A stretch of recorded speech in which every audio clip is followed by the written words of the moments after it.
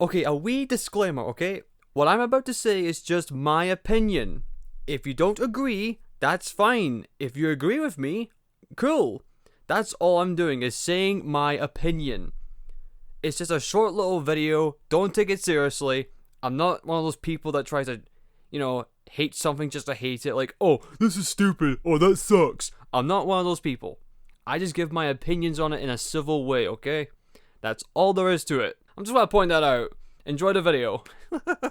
Penny Polendina, the android girl. She made her first debut in Volume 1, Chapter 15, The Stray. Penny is often cheery, curious, and sometimes lacks social awareness, but she makes up for it in her kind and friendly nature.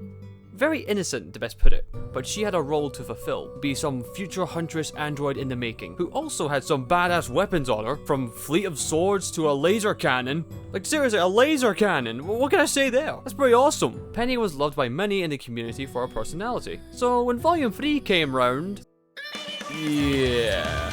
Penny was destroyed in Volume 3, Chapter 9 PvP. Many RWBY fans were shocked and devastated from this. But this action did provide an important mark of stakes. Life-threatening peril. That things were going to get grim in the world of Remnant. Now, to be fair, many people had stated, but she's an android. Surely they could repair her, right? Well, people have said over and over that Penny had a soul. Even the show plays on that fact. She may be a machine, but she had an aura. Therefore, she had a living soul.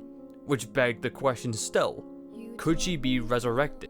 Well, after nearly 4 years, she makes her return in Volume 7, Chapter 1, The Greatest Kingdom, with a new design, thanks to her father, Penny Polendina. Many fans rejoice in her return, while some weren't so keen on the idea. Now, I can see from both points of view.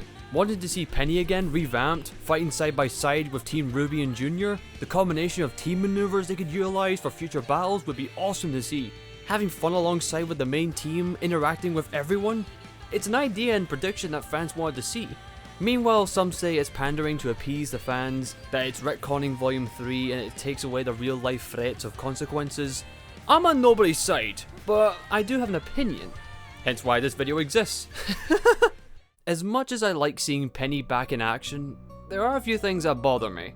This is coming from a storytelling perspective, about actions and consequences. It is sweet seeing Penny and RWBY reuniting again after so many years, with her memories back, emotions, and everything. But I feel like there was some missing opportunity. For example, you could bring her back because, well, she was an android, but the act of consequences should never be ignored. If you were to bring her back, there has to be something missing, something that will never come back. A reminder that actions still have consequences. The action being Penny being destroyed, and the consequence was her life had ended. So when you bring her back with her memories intact, feels like it lessens the impact that Volume 3 Chapter 9 had when she died, with how they showed her death and how it mattered in it. It's like it almost means nothing in a way now. I'm not saying that's the case, I'm saying some people may get that impression. Like, I want happy things to happen as much as you do, trust me, but there still needs to be some form of, dread or urgency, or consequences. Now, let's imagine the scene. Team RWBY and Junior notice someone in the sky. The being descends to ground level. RWBY stares in awe and the realization. The person who slain those Grimm was Penny. She immediately uses her semblance to rush over to her, leaving rose petals behind her with her friends. Shouting with glee Penny's name, she turns to RWBY. RWBY hugs Penny deeply, but something feels off. She looks to her once deceased friend, to see a deadpan expression on her face. "I'm sorry, who are you?" she asks in her lifeless voice. It had her voice, but it didn't sound like Penny. Something was missing. She tells her it's her, RWBY. Penny stares in her eyes, analysing her, searching through her memory files for anything relating to RWBY. Not recognized. Penny does not remember her first ever friend. She doesn't recall anything of anyone for that matter. Her memories were corrupted during repairs. They had to start from scratch. As she flies off to continue with her work, RWBY freezes in shock, flashing back to when Penny was alive.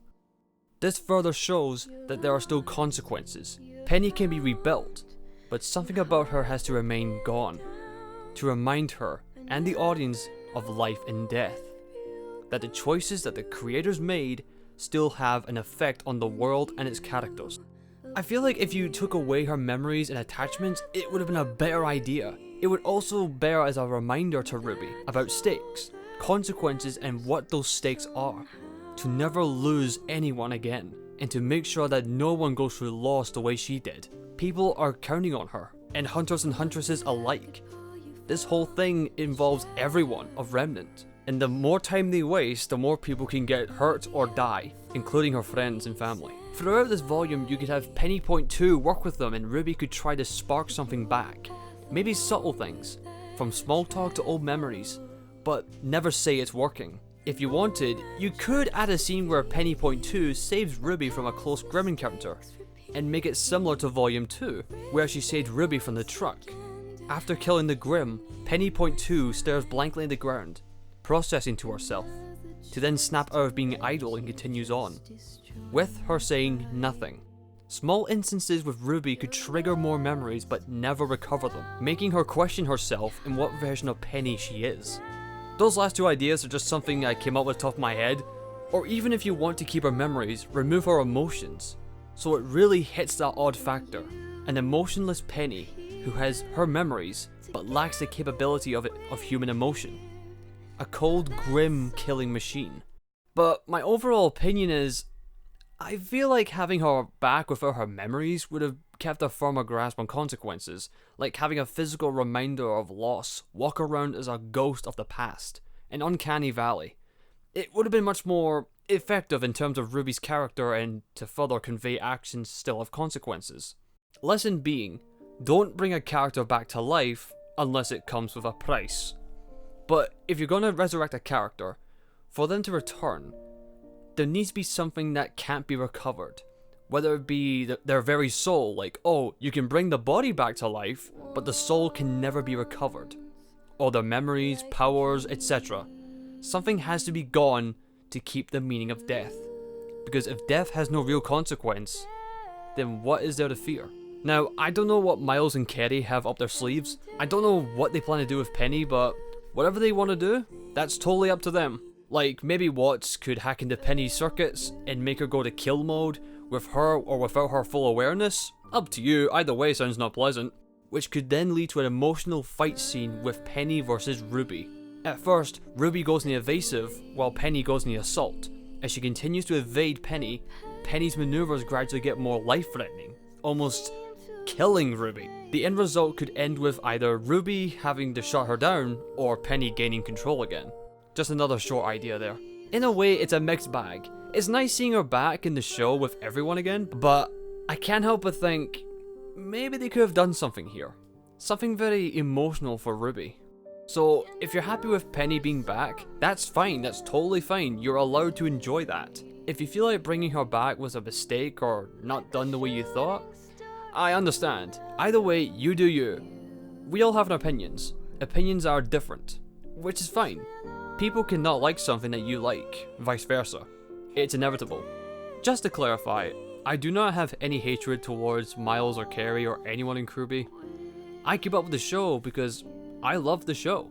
For its world, the Grimm, the characters, the action, the weapons. The weapons are really cool. Like, everything's a gun, like, everything's gotta be a gun, like, that, it's just so cool. They're doing what they can. We can either like it or not like it. Give feedback to what works and what doesn't work. In a civil manner, of course. This was just a small video idea I want to try out, because I don't mind her coming back, it's just the way they do it, it's like, I kind of question, like, maybe you could have done it a different way? Like, I'm not saying, oh, you guys are dumb for making this, or you guys don't know what you're doing. Like, I'm not one of those people. Like, if I'm gonna give you a critique, I'll give you a critique as in, like, hey, maybe you could have done this a different way, and then try to explain what you could have done, you know? I'm not gonna say, oh, that's shit. Okay, how's it shit? It's just shit. Yeah, but how? You're not helping in any way. You're just saying the same thing over and over again. You're not adding depth to it. What? You know what I mean? So, just to reiterate, if you don't like what I say, that's fair enough. If you liked what I say, cool. So yeah, if you guys like this, give me feedback. Really appreciate it.